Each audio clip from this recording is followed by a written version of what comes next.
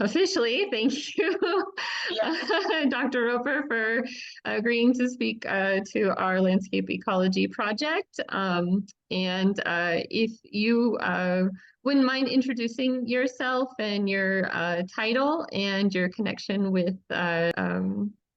monitoring project for the Crown of the Continent. So my name's Brett Roper. I'm the National Aquatic Ecologist for the Forest Service. I was involved with the Crown of the Continent sort of ever since it was first starting.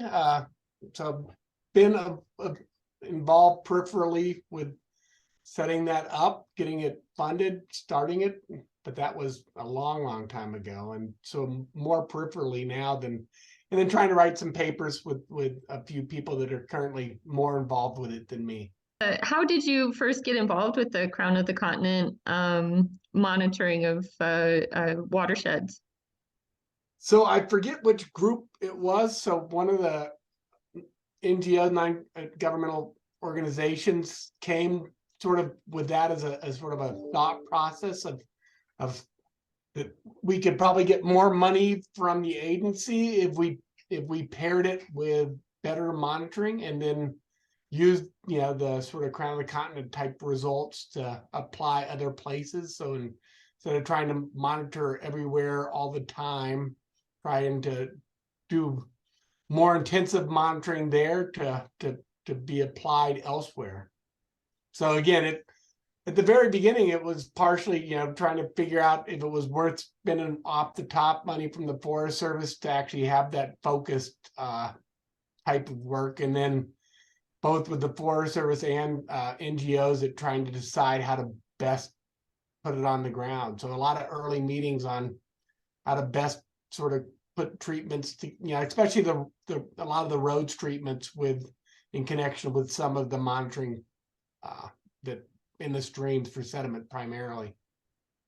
Yeah, the project I remember said that it's supposed to be about 10 years. And when we were researching it, saw there was like a phase 1 and a phase 2. Do you mind elaborating a little bit on what's kind of next in like the later phases? Well, I mean, so hopefully we can start using, so I'm currently working with Robert Alchokichi. He's one of the other people that are working on this, on trying to take pretty much all the information that has been gathered from this effort, different sub watershed scale, and trying to put that together with some of the road information. And the problem becomes so I think the hard part is trying to figure out where and when this applies. So it seems like there are places where road treatments have effects on sediment and streams, and places where it doesn't, and sort of better understanding how those things interact. So this, you always hope that whatever project is sort of the last project, but it never is. So better understanding in a lot of cases the geology and sort of road characteristics that end up with, well, even storm characteristics that end up with more or less sediment in the stream. So, and again, certainly the Forest Service is pivoting a little bit toward climate change and some of these things, and so certainly that's one of those next phases. Whether we can learn stuff about resilience from this, and maybe the Crown of the Continent just a naturally resilient area. It doesn't seem to respond too quickly to sediment, but other basins do, and trying to figure out why some basins are more likely to be impacted by climate change than others is certainly a place that we're trying to start talking about right now to use some of this information from. So what kind of were some of the lessons in working with other organizations or with people on the study over like such a large area?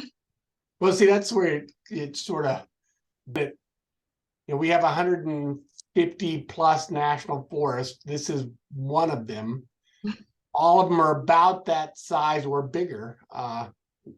And so how do you take the lessons learned from this one and apply it to another forest. Started worked with Jeff Kirshner of running a larger monitoring group, Packfish and Fish Biological Opinion. So that was started in 98, 99, and it dealt with 11 million acres. So yeah. So it's all relative. Yeah.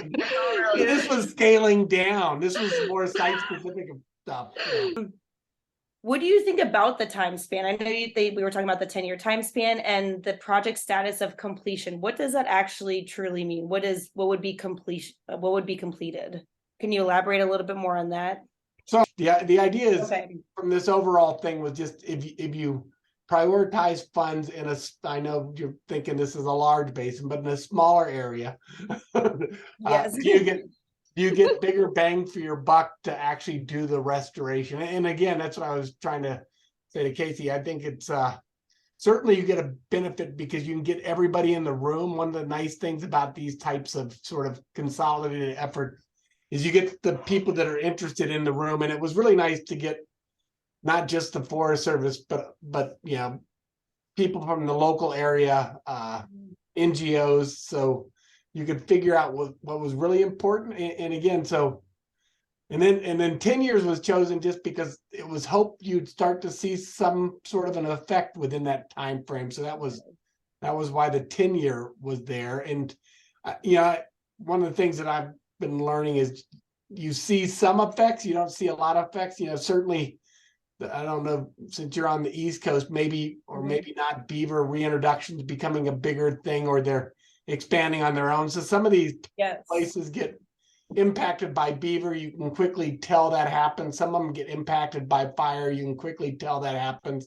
Some of these road treatments are a little more difficult because even though you get the sediment off the, out of the stream, you don't have large wood there because you still have to grow trees back into that riparian area. And those trees, when they fall, they cause pool habitat. And so one of the things that, so if you get short-term response, and that's why sediment's so important, but long-term response like pools and other things, probably that 10-year window is not long enough. And so so one of the things that I'm sure you're learning, is if you say wait 5 or 10 years and we'll show you results, you'll hardly ever get funded for that. And so having intermediate steps to where you can show results along the way is one of the things that I always learn from these things is, there's a paper, there's at least one paper, forget the senior author, and we're working on another paper from this. So constantly keeping results in front of people is an important aspect of these things. Which makes sense.